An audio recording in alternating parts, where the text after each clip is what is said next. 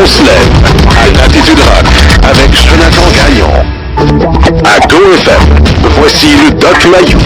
Bon, lundi, début de semaine, on est le 22 septembre. Pierre Mayou, bonjour.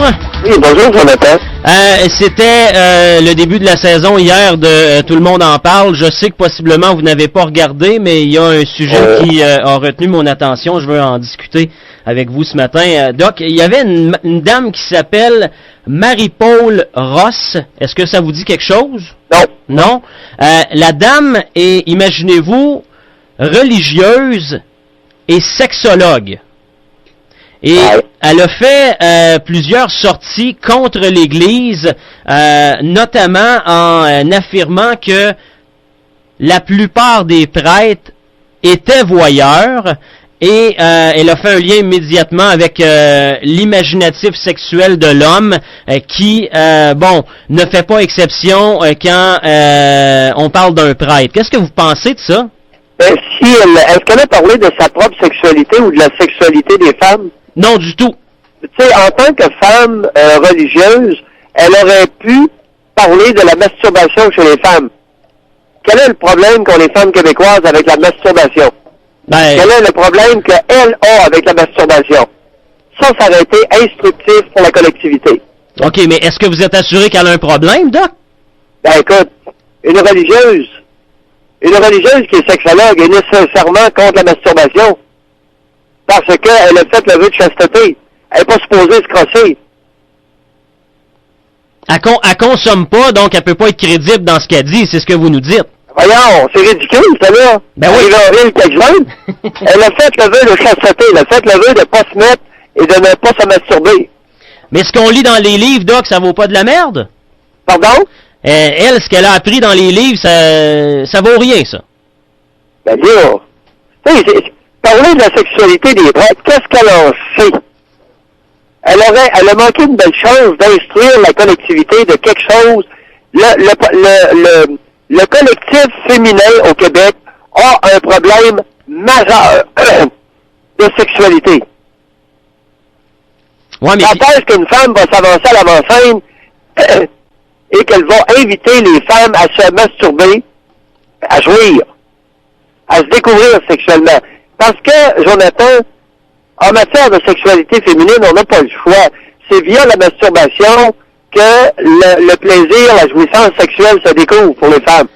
Ouais, mais Pierre, vous allez être d'accord avec moi, c'est pas demain la veille qu'il va y avoir une femme qui va sortir sur la place publique pour y aller d'une sortie comme ça, là. Là, le Coco Labine, là.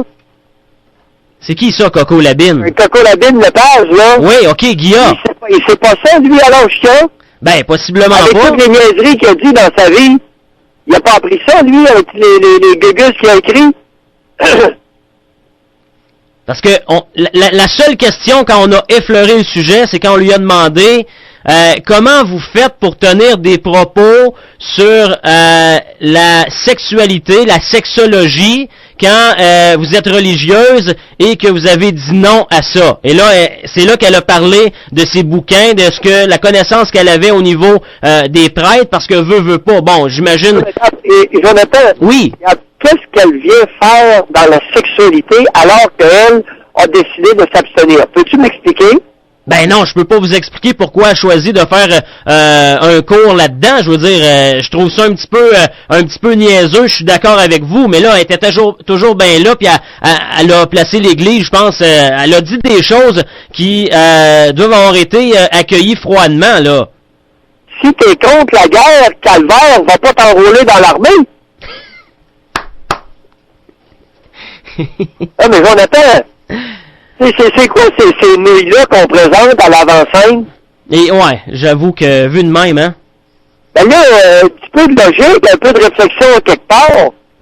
Et ceux qui sont contre la guerre, allez pas vous enrôler dans l'armée, pensez-vous? Si t'es contre la sexualité, tu veux pas la pratiquer, le plaisir sexuel, j'ai pas de problème avec ça. Ça te regarde, mais pense-toi et ferme ta gueule, Calvaire! Ah, c'est une nuisance, là. Non, mais arrête en quelque part. Jonathan.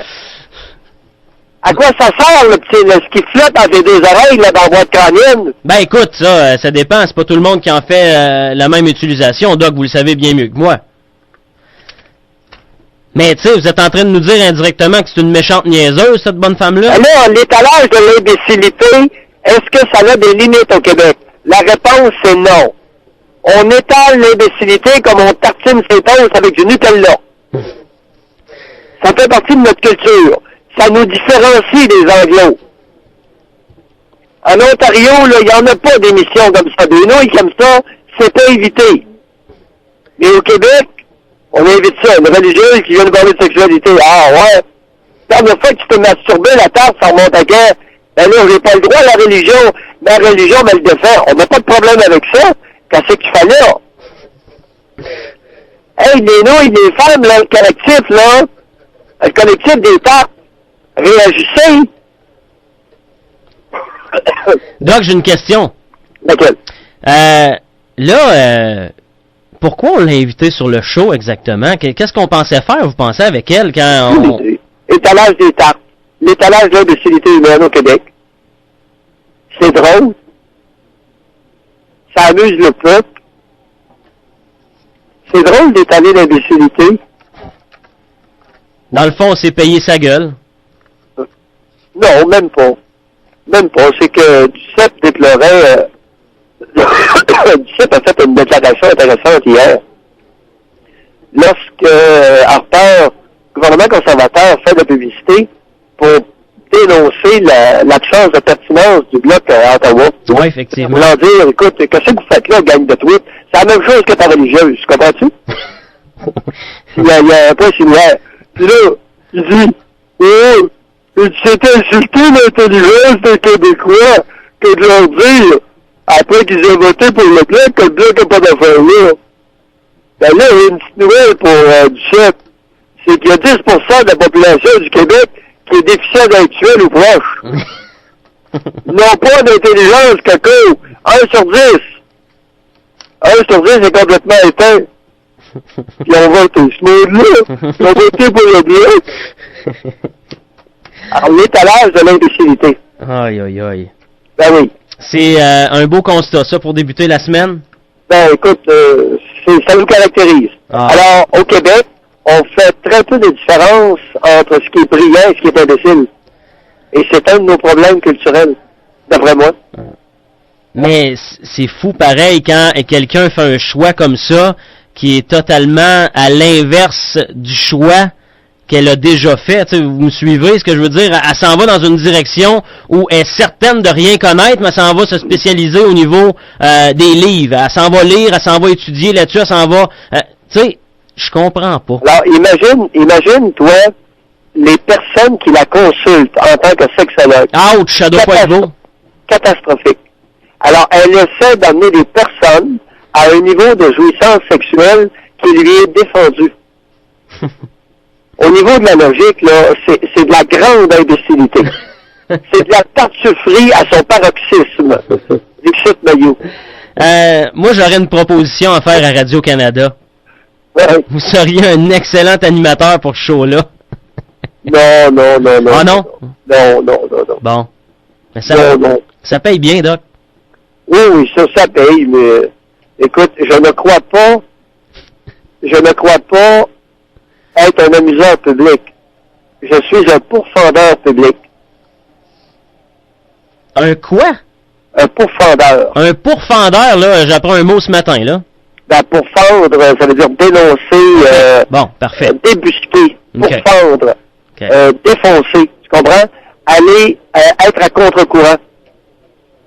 Et que ça me plaise ou pas, j'ai découvert avec le temps que j'étais un Voltaire des temps modernes. Ouais, ça, je vous le donne, vous avez raison. C'est ça, sans que je veuille le devenir, Jonathan. Ouais. Et on est ce qu'on est, étant ce que je suis, et c'est pas parce que je suis psychiatre, c'est ma personnalité. J'ai hérité de plusieurs traits de mon père, qui était un pourfendeur public naturel, et j'ai hérité de ce talent-là. Je suis le seul dans la famille qui est comme ça. Et écoute, c'est une caractéristique, et ça me vaut vos appels. Ben, effectivement. Alors, on ne peut pas, vois-tu, aller en politique pour fondeur comme je le suis, je mettrais mon parti politique dans l'eau chaude. Parce que je suis courtisé par le Parti conservateur. Ah oui? Ben oui, je l'ai été très sérieusement, Jonathan. Et est-ce qu'il y a aux dernières élections. Est-ce qu'il y a eu une réflexion ou même pas? Ah, ça a été 5 minutes parce que j'ai répondu aux 2 recruteurs, dont un ex-ministre du Parti conservateur. Je lui ai dit, écoute, j'entrerai au Parlement fédéral lorsque le SIC qui est assis derrière moi enlèvera sa crise de capine et que je ne serai pas obligé de porter une hostie de cravate. Ouais, c'est ça. Mais... Alors moi, tu m'abaisseras pas, tu m'assouviras pas en me faisant porter une cravate contre mon gré, alors que la femme aux côtés s'habille comme elle veut. Hey, c'est mal connaître Maillot, là. Ah, effectivement. Tu sais qu'avec son hostie de capine, là, tu peux être sûr que j'arriverai en arrière, pis avec mon majeur, j'y leverai sa capine, pis elle tomberait par terre. Je dirais, écoute, tu casses, là. Les chapeaux pis les capines dans le Parlement, on enlève ça. Tu comprends l'idée? Ben oui, je comprends très bien l'idée, mais Doc, vous auriez peut-être pu rencontrer Julie Couillard, par exemple. Pardon? Vous auriez peut-être pu rencontrer Julie Couillard si vous aviez accepté un job de ministre pour le Parti conservateur. Jonathan, il faut me connaître. C'est que j'ai très peu d'attrait pour les tartes. Tu sais, je préfère de beaucoup les petits seins, pour commencer, et le clitoris me fascine. OK. OK, je pensais que vous vouliez ajouter quelque chose. Normalement, la phrase est plus longue. Normalement, oui, il me semble que c'est complet. Oui, c'est très complet. Alors, je n'aime pas les tartes me rebutent. OK? Les gros seins, ça balotte. J'aime mieux les petits réactifs. Et vive un super clito bien durci. Là-dessus, je pense que j'ai pas le choix de vous laisser une mot de fermeture. Bonne journée, Doc. Salut.